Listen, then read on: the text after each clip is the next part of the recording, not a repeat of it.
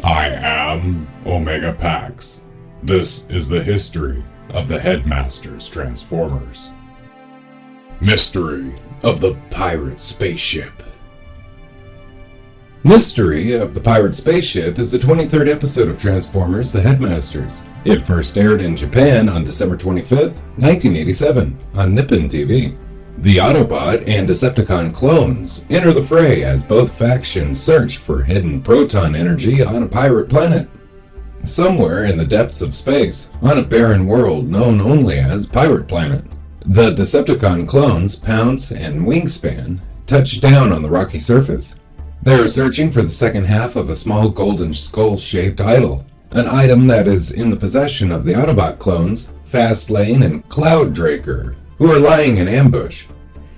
The two sets of clones engage in battle over the skull, and the Autobots take the upper hand until Sixshot appears and aids the Decepticon clones in defeating their opponents. As the Autobots escape, Galvatron appears, demanding to know why the Decepticon clones have not yet discovered the secret store of energy on planet Pirate. The skull, they explain, will reveal it all, which is why they must obtain the second half of it from the Autobots. Fastlane and Cloudraker contact Battleship Maximus, summoning the Autobots aboard the pirate planet. As they set forth, Daniel wonders if everyone that lives on the planet is a pirate, but Highbrow sets him straight, explaining that it was used by pirates in the past to store energy and wealth they plundered from neighboring planets. While the Autobots reflect on Galvatron's mysterious plans for the energy, the Decepticons have gathered and Highbrow continues to attempt to identify Scorponok's weak spot. Battleship Maximus enters a space graveyard, a mass of debris from wrecked spaceships. Highbrow and Daniel are particularly interested in a nearly intact spacecraft that resembles an earthly pirate ship, and Highbrow notes that the skull of the ship's stern is emitting a strange signal. Back on Pirate Planet, the clones are yet again battling each other, this time with the Horicons adding their firepower to the Decepticon side. A tackle from Apeface knocks the second half of the skull from the Autobots' grasp, and the Decepticons pull out, returning to Scorponok's. There, Galvatron links the two halves together, activating an electronic map that pinpoints the location of the proton energy stockpiled by the pirates.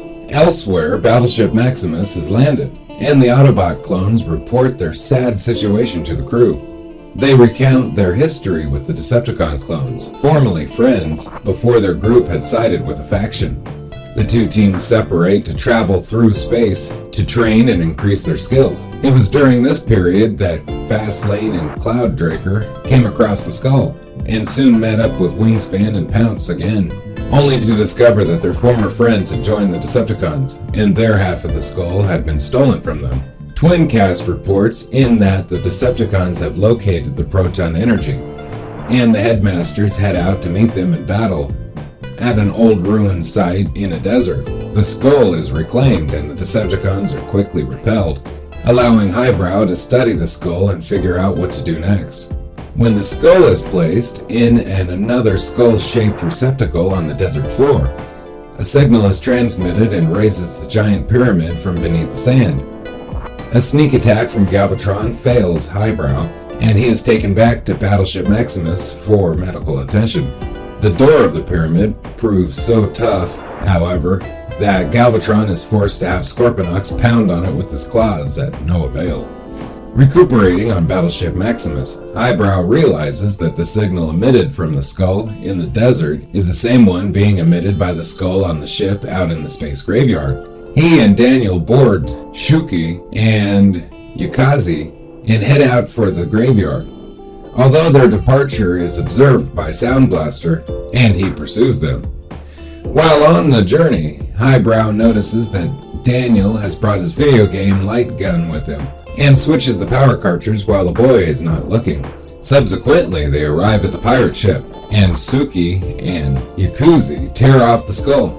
Sound Blaster then appears and holds the Autobots at gunpoint, demanding to know the connection. Highbrow whispers to Daniel to use his gun, explaining that he had swapped the cartridges to give the gun real power, but Daniel hesitates.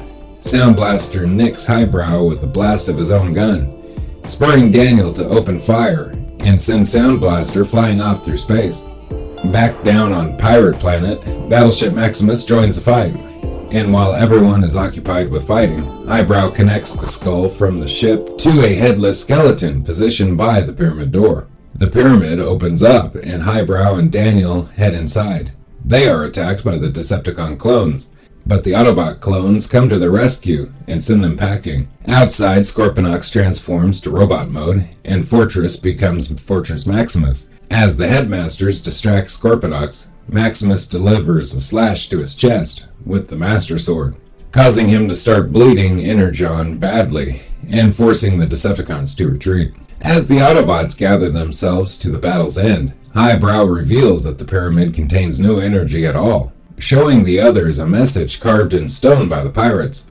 The message explains that the proton energy is unstable, and if it is misused, it will only bring death to those who manipulate it. A fate that has already befallen some poor unknown souls in the past, which is what caused the once green pirate planet to become the barren wasteland it is now. Twincast reports that the Decepticons are now on their way back to Char. The planet plundering is done, and now it is time for the real war to begin.